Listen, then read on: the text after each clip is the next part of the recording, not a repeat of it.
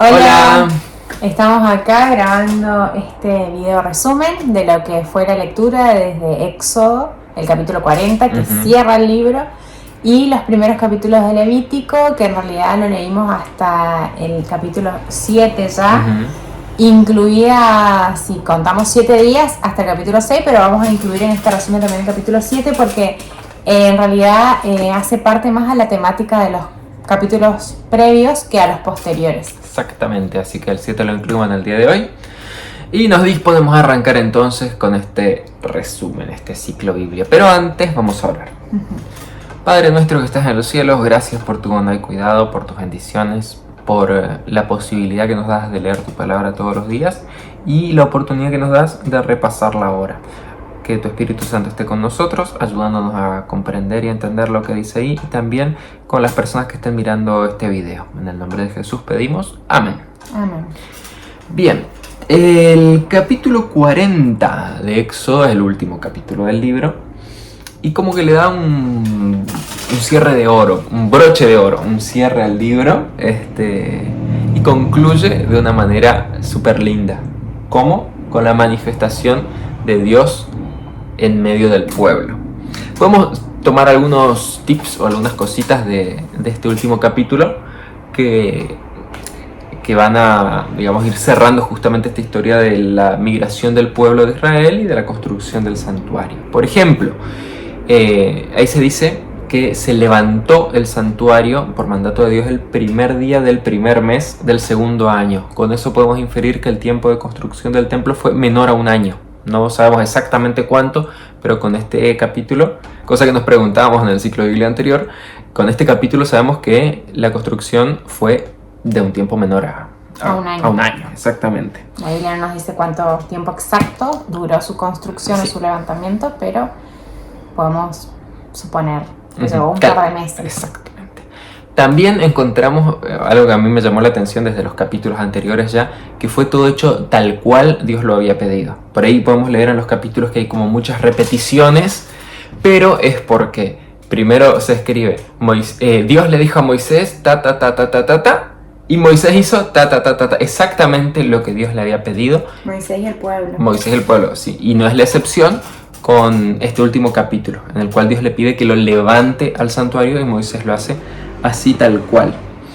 Y encontramos algo por ahí muy lindo en este último capítulo porque se hace todo así tal cual. Se levanta el santuario, Moisés lo unge a las distintas partes del santuario con el aceite de la unción, y cuando ya estaba todo listo, de acuerdo a lo que Dios le había pedido a Moisés, se manifiesta Dios y desciende su presencia sobre el santuario, que fue una manifestación magnífica. Y ahí tenemos dos cosas por ahí que me gustaría resaltar. Una es cómo los hombres podían ver que su obra había sido aprobada y aceptada por Dios. Su obra que fue ordenada en detalle por Dios. Claro, no hicieron lo que quisieron, pero digamos como que su ofrenda o su trabajo había sido grato para Dios. Lo que habían hecho por y para Dios, en honor a Él, fue bien recibido, o fue recibido por Dios, aceptado por Dios. Sí, y los está honrando con su presencia misma en el medio del campamento, digamos, en el medio del pueblo. Con poder fue esa manifestación visible a los ojos. Sí, y es interesante por ahí encontrar el paralelismo con los últimos días de esta tierra. Apocalipsis, no es el ciclo de Biblia de hoy, pero en Apocalipsis 21:3 dice: y oí una gran voz del cielo que decía, hablando del tiempo del fin, ¿no es cierto?, de lo futuro.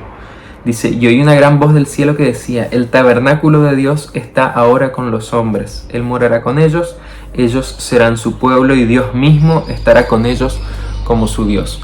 Qué lindo saber que en el tiempo del fin, que nosotros lo estamos esperando, ¿no?, como pueblo de Dios hoy, vamos a ver esa misma manifestación de Dios, como aceptando el trabajo que estamos haciendo por Él. Como iglesia. Exactamente. Así como lo aceptó entonces. El pueblo tenía un mandato, siguieran las órdenes de Dios, Dios lo aceptó a ese trabajo que ellos habían hecho, a ese tabernáculo, y fue a vivir, a morar con ellos, y manifestó su gloria y su poder.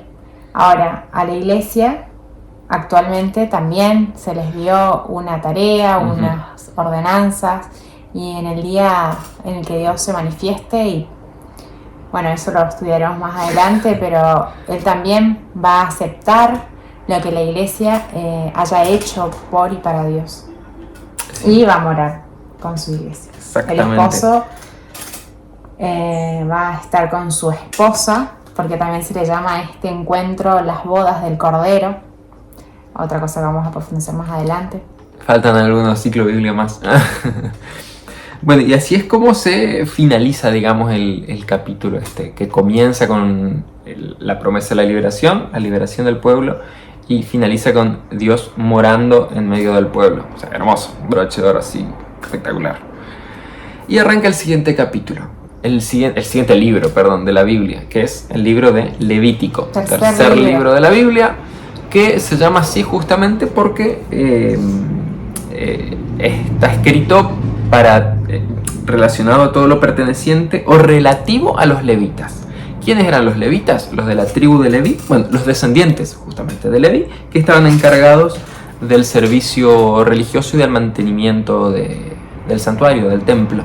Entonces en este capítulo vamos a ver, o en este libro, la temática principal es la santidad de Dios y todas las cosas que se hacían en pos de eso alrededor del santuario, del templo, del tabernáculo. Los primeros 7 capítulos, como mencionó Meli al principio, son justamente acerca de los sacrificios y las ofrendas, del capítulo 1 al capítulo 7. Bueno, vamos a hacer un punteo más o menos así rapidito de lo que fueron estos 7 capítulos, o lo que son estos 7 capítulos de Levítico. En el capítulo 1 se nos habla de los sacrificios, o mejor dicho, de los holocaustos. Que los holocaustos eran sacrificios de animales, que podían ser toros, corderos, palomitas también, dependiendo también de la economía de la persona. Eran ofrendas voluntarias o animales que voluntariamente se ofrecían en holocausto. No vamos a poner la palabra ofrenda para no confundir todavía. Y ese animal tenía que ser consumido completamente. Quemado en Era su totalidad. partido en partes, cortado en trozos, digamos, y era quemado en su totalidad. Justamente eso es lo que significa holocausto, digamos, desmembrando la palabra en sí, significa quemado completo. Y esto era diario, era algo voluntario y diario. Diariamente se ofrecían holocaustos, obviamente en el altar de holocaustos, que era el primer mueble al entrar al patio o al atrio de lo que es el tabernáculo. También se ofrecían holocaustos por ahí en fiestas y en ocasiones especiales, que eso lo vamos a ir viendo más adelante también, pero era, digamos, diario y en ocasiones especiales como ser fiestas. El propósito era demostrar nuestra dedicación y nuestra adoración completa a Dios. Una entrega completa, una consagración completa. Exactamente. Y vemos que Cristo fue también, en Cristo se cumplió esto de los holocaustos, porque Cristo también fue una entrega completa hacia nosotros y también una obediencia completa a lo que eran los requerimientos de Dios para salvarnos. Él se consagró totalmente a la voluntad de Dios al entregarse por nosotros. Y después de esto seguimos con el capítulo 2, que vienen las ofrendas.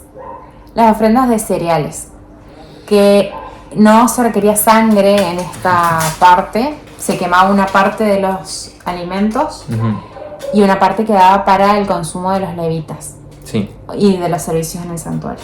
Se presentaba una parte justamente de, ya sea de cereal en grano o preparado en tortas, en tortillas, dice, o tortillas asadas, o bueno, de distintas formas. En primera instancia eran ofrendas voluntarias, que su propósito justamente era demostrar a Dios que todo lo que tenemos le pertenece, y es una forma de reconocer que Él es el que nos provee a nosotros de las cosas que tenemos, y gratitud por la provisión justamente de Dios. Y a su vez, interesante, ¿lo digo yo? Algo que nos llamó la atención es que justamente como Dios provee el cereal, provee los frutos de la tierra, y el hombre tenía que, digamos, utilizar ese talento y hacerlo crecer, por ejemplo, o mejorarlo, trabajar con ese talento, con ese bien que Dios le daba. Entonces por eso es que también se hacían tortillas, se hacían tortas, como que la mano del hombre estaba en esa ofrenda que iban a entregar. No solamente iban, recogían lo que sembraban y lo entregaban así crudo, sino que había una elaboración o una intervención de la mano del hombre en esa ofrenda. Lo cual nos habla a nosotros también de que nosotros tenemos bendiciones de Dios, talentos que Dios nos da y que nosotros tenemos que mejorarlos siempre. Y desarrollarlos. Y así ofrecerlos a Dios. Sí, y bueno, y de esta ofrenda, creo que ya lo dijiste, parte se quemaba y parte quedaba para los sacerdotes. Pues lo comían los sacerdotes. Después seguimos con los que son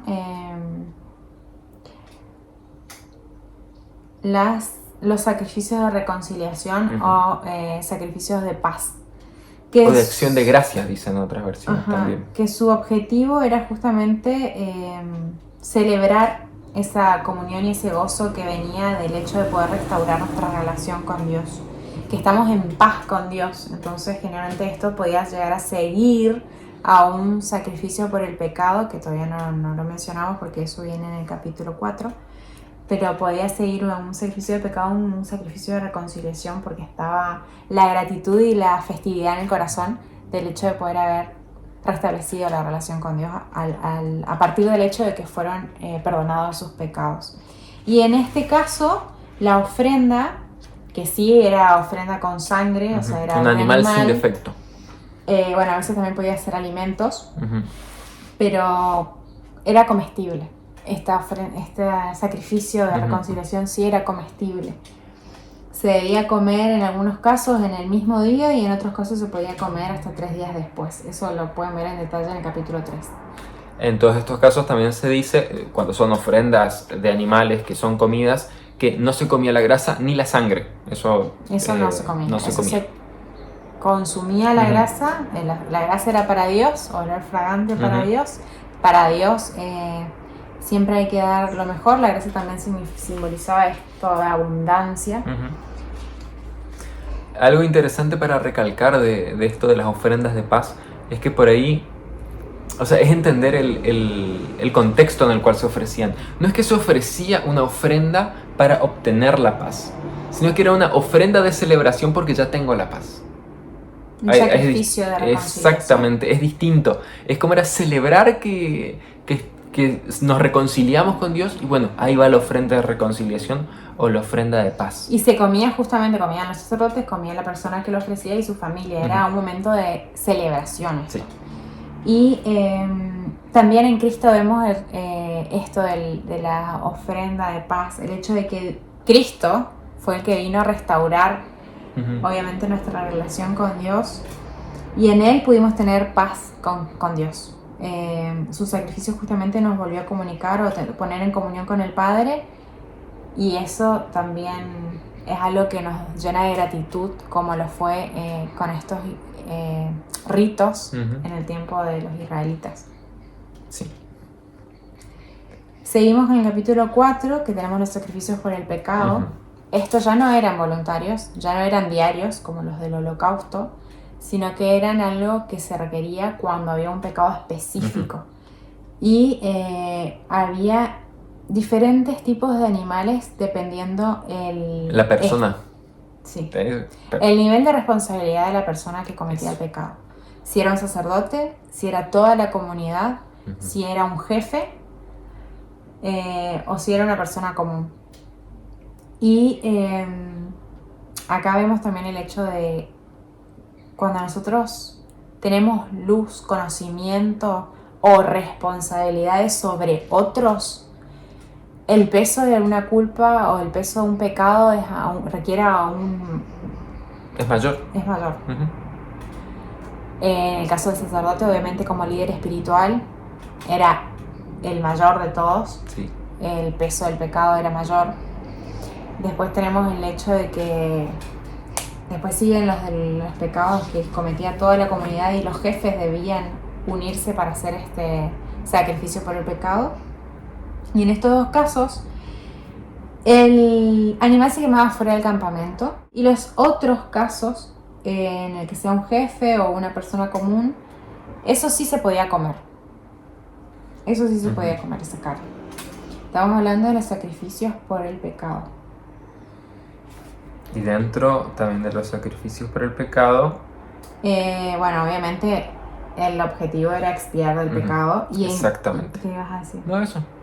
Y que en Cristo también vemos el cumplimiento de los sacrificios por el pecado, porque Cristo justamente fue quien cargó con nuestros pecados y murió en nuestro lugar para expiarnos de la culpa. En Él vemos la expiación completada. Sí, por eso es que, o sea, por estas cosas que está diciendo Meli, de que en Cristo vemos tal cosa, en Cristo vemos cumplida tal cosa, justamente para eso se ha hecho el santuario, para poder visualizar el plan de salvación. Y por eso hay determinados ritos o costumbres que con la muerte de Cristo no se hicieron más. Porque Cristo fue el cumplimiento de ese rito o de ese rito. De esa práctica que se hacía. Con la muerte y la resurrección de Cristo se cumplió gran parte de lo que se trataba de vislumbrar acá en el santuario del Antiguo Testamento. Cristo obviamente fue ese holocausto y ese sacrificio por el pecado. Seguimos. En el mismo capítulo 5 están también los sacrificios por culpas, que a diferencia de los sacrificios por el pecado, implicaba que había una persona afectada por ese pecado o un tercero involucrado que había sufrido las consecuencias. Y hay que restituir ese daño. Sí. Hay que restituir ese daño más una quinta parte, o sea, más un 20%. Esa era una de las partes, digamos, del sacrificio. Y era justamente para... Y en el capítulo 6 también vemos, comienza el capítulo 6 hablando sobre los sacrificios por fraudes, que es un tipo de sacrificios por el pecado, por la culpa. Pero que es más específico de justamente eso, fraudes o engaños o algo deshonesto, alguna digamos. Actitud deshonesta. Y esto nos enseña que el pecado tiene consecuencias. El pecado tiene consecuencias, hay que reconocerlas y hay que restituir el daño. No podemos tener una relación sana con Dios si no buscamos restituir nuestra relación con nuestro prójimo. Es muy importante para Dios que nosotros podamos reconciliarnos con nuestro prójimo cuando lo hemos dañado. Y también esto nos enseña la integridad que Dios espera de nosotros. Sí. Obvio, Dios nos da la salvación, nos otorga la salvación, está la gracia de Dios dispuesta para el perdón de nuestros pecados, pero no termina con eso. Él también requiere que nosotros seamos personas íntegras, que nosotros podamos practicar un carácter puro y santo. Porque bueno, estas dos cualidades de la gracia y la justicia, o la misericordia de Dios y su justicia, van de la mano, son parte del carácter de Dios, y obviamente Él no puede reclamar menos que eso a nosotros, que nosotros también seamos personas que seamos misericordiosos y que seamos justos con los demás. Bueno, los capítulos o los textos que siguen van a hablar en más detalle de lo mismo, o sea, más instrucciones sobre lo que eran las ofrendas, los holocaustos, las ofrendas. Después va a especificar las ofrendas de los sacerdotes, lo que eran los sacrificios por el pecado, los sacrificios por las culpas, los sacrificios de reconciliación. Va a aclarar nuevamente lo de la gracia y la sangre, que no se debía consumir para nada, y de cuál iba a ser la porción para los sacerdotes de las ofrendas que se traían al tabernáculo.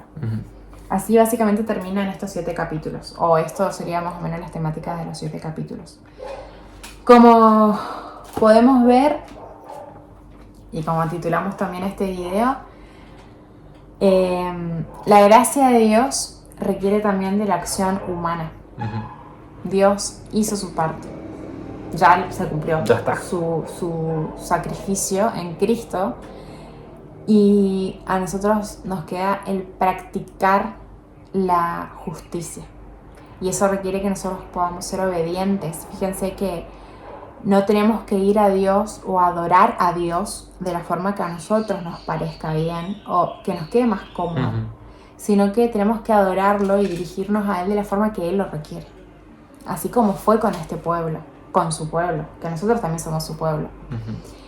Y eso va a ser aroma agradable para Él. Sí. Y vemos también, y lo vamos a ir profundizando en capítulos siguientes, que Dios espera de nosotros una integridad completa. Total. O sea, no solamente que seamos íntegros en la forma de vestirnos, en lo que comemos, sino en cómo tratamos a los demás, en el testimonio que damos, en cómo somos con el cuidado de nuestro cuerpo y obviamente también en la forma de adorarlo, como dijimos antes. Y todo eso va a hacer que nosotros podamos ser imagen de Dios o cumplir el hecho de que nosotros estamos para reflejar su imagen en este mundo y también eso es una forma de adoración al mismo tiempo. Para eso fuimos llamados y en eso estamos. Sí, lo podemos adorar a nuestro Creador a través de la imagen que nosotros reflejamos. Podemos reflejar de Él, sí, así es. ¿Queda algo más en el tintero? Creo que no. Bueno, cualquier cosa que a ustedes les haya parecido interesante estos primeros capítulos lo pueden dejar en comentarios, pueden decírnoslo. Y bueno, nada, seguimos avanzando con este ciclo Biblia, que es leer un capítulo de la Biblia por día desde que comenzó nuestro viaje en bicicleta. Y recuerden que estos capítulos tienen mucho para enseñarnos, no son algo que ya no tiene utilidad como algunos piensan, sino que hay muchas enseñanzas que podemos sacar y es importante que conozcamos la historia y que conozcamos en profundidad lo que fue el servicio en el santuario, porque eso nos ayuda a entender más el nuevo pacto del Nuevo Testamento o el plan de salvación. Totalmente. Bueno, así que sin más, creo que nos despedimos de ustedes hasta un próximo ciclo Biblia. Gracias por quedarse ahí. Gracias por sus comentarios y por acompañarnos en estos videos. Chao, chao. Nos vemos.